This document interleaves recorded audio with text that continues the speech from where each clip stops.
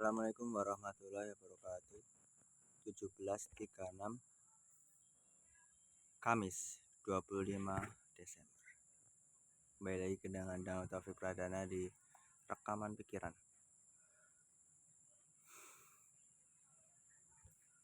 Jujur, beberapa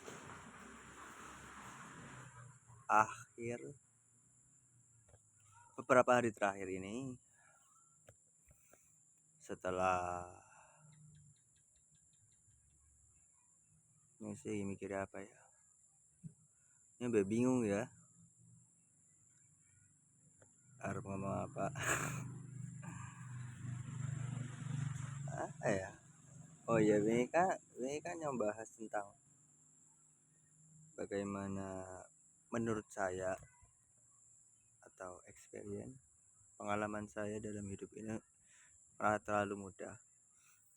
Lalu apa sikap yang harus saya ambil atas pernyataan tersebut yang saya katakan? Ya, kalau menurut saya ya harus bersyukur, dan dalam bersyukur itu orang-orang biasanya ya alhamdulillah. Akan tapi bersyukur tidak berhenti dengan ucapan. Bersyukurlah dengan perbuatan. Bila Anda diberikan uang yang banyak, ya apa bentuk syukur Anda dengan rezeki yang melimpah? Lebut sedikit jam 5 tengah 6 coy. Jadi kayaknya milih nggak video tengah kebon ya kayak lemut ya. Ya wes, aduh bikinnya orang aja.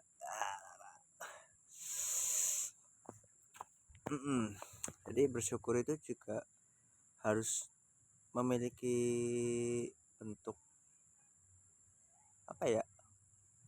harus ada bentuk nyata lah dari syukur tersebut. Sebenarnya apa sih syukur?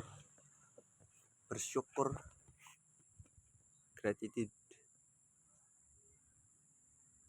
Sekarang kalau saya pikir-pikir, apa makna bersyukur?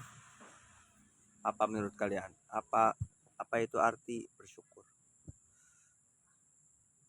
Menurut saya sendiri juga tidak tahu ya. Sangat tidak bisa dipercaya bahwa kata yang sering kita gunakan juga kita tidak tahu makna dari kata itu. Syukur ya, biasanya kalau memaknai syukur ya mengucapkan alhamdulillah. Bersyukur ya alhamdulillahirrahmanirrahim, alhamdulillah ya Allah telah melimpahkan rezeki. Dan apakah kita akan berhenti di situ syukur kita? Ya tidak. Jika diberikan syukur dalam bentuk kesehatan, ya gunakanlah, jaga kesehatan. Berarti syukur itu contoh Anda mendapatkan uang, ya jaga uang tersebut dengan baik dan gunakan uang tersebut dengan baik juga untuk membeli barang yang halal. Ya, responsible, bahasa Indonesianya responsible apa? Tanggung jawab. Berarti bentuk syukur adalah tanggung jawab. Bertanggung jawab atas apa yang diberikan.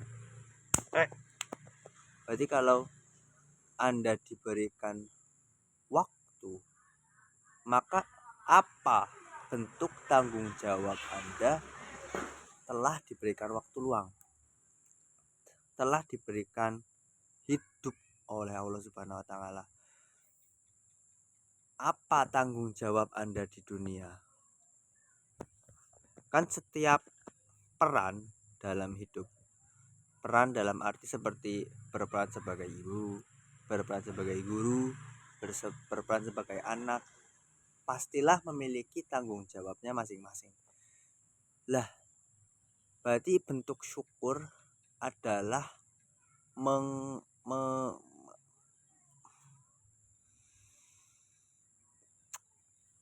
melakukan tanggung jawab yang telah diberikan. Apakah begitu? Ya, konklusi apa konklusi? Apa ya? Malah mencari kata sulit.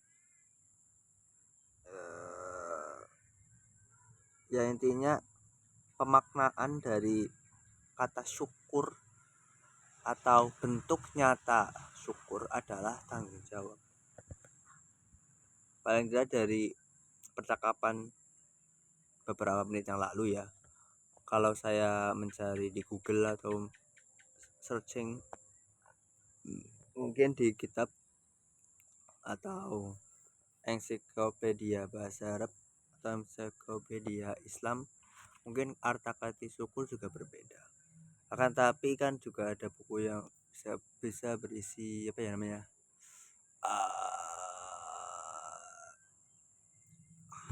pengaplikasian, bukan apa ya namanya, lupa, mencari kata-kata sulit ya, apa ya jenanya,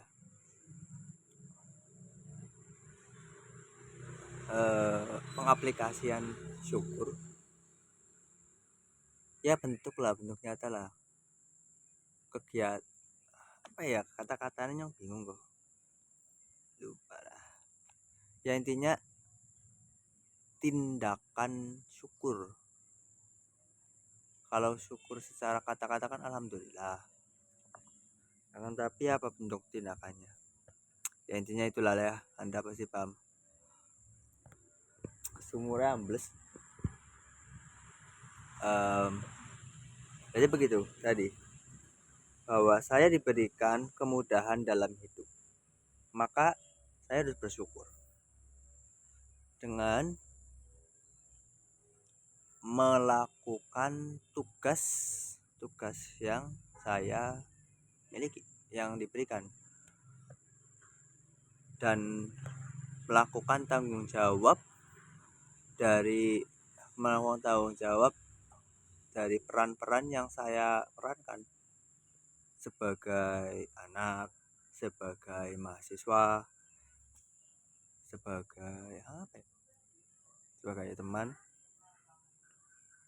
ya, apa ya, maka dari itu saya harus belajar, saya harus memahami peran yang saya perankan dan tanggung jawab yang saya miliki, dan juga hak yang saya perlu pahami. Dan kalau tidak mendapatkan hak dan telah bertanggung jawab, boleh yang namanya meminta hak yang apa namanya, lupa lah, hak yang dimiliki, bukan, ada lupa. Beberapa video yang lalu saya kira saya sudah cukup lancar dalam berbicara, kan tapi rupanya saya masih memiliki kosakata yang masih kosong, yang harus perlu diingat-ingat kembali biar kalau dalam berbicara lebih lancar lagi.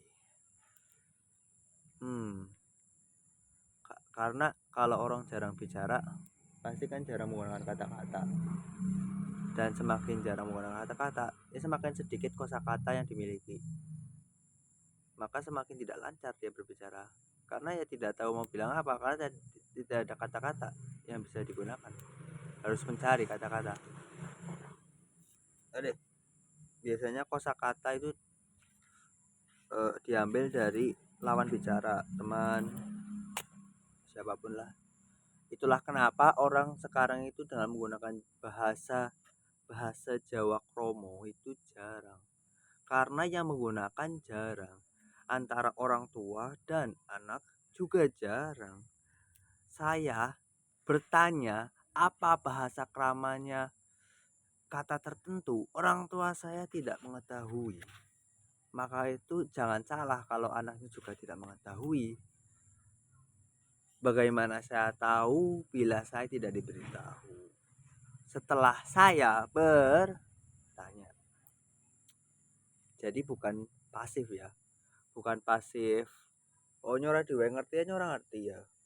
Akan tetapi lebih ke saya sudah mencari tahu, sudah bertanya, tapi tidak diberitahu, tapi tidak mendapatkan jawabannya. Dan terlebih lagi saya juga jarang menggunakan. Jadi ya itulah, karena juga ada orang-orang yang lebih suka menggunakan bahasa Indonesia. Jadi ya tidak bisa disalahkan lagi. Ya juga terjadinya apa ya? Transmigrasi. Contoh dalam suatu wilayah ada transmigrasi dari orang luar ke dalam, maka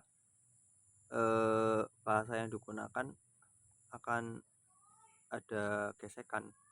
Jadi antara orang luar belajar bahasa orang dalam atau orang yang sudah di wilayah tersebut belajar dari luar, atau mereka menggunakan bahasa jembatan atau bahasa Indonesia. Jadi tergantung ya. Biasanya kalau di pondok sih menggunakan bahasa Indonesia atau malah dipaksa dan menggunakan bahasa Jawa kerama. Wis 11 menit. Oke. Kita wrap up dulu ending ya. Jadi itu saja untuk hari ini. Pahami tanggung jawab, bersyukur, bertindak, dan belajar hak-hak dan peran-peran Anda dalam kehidupan ini. Jangan hanya main HP aja. Juga pesan untuk diri saya sendiri. Masa anak nonton ya. Ya sudah. Ya. Wassalamualaikum warahmatullahi wabarakatuh. Terima kasih telah menonton. Sampai jumpa kembali.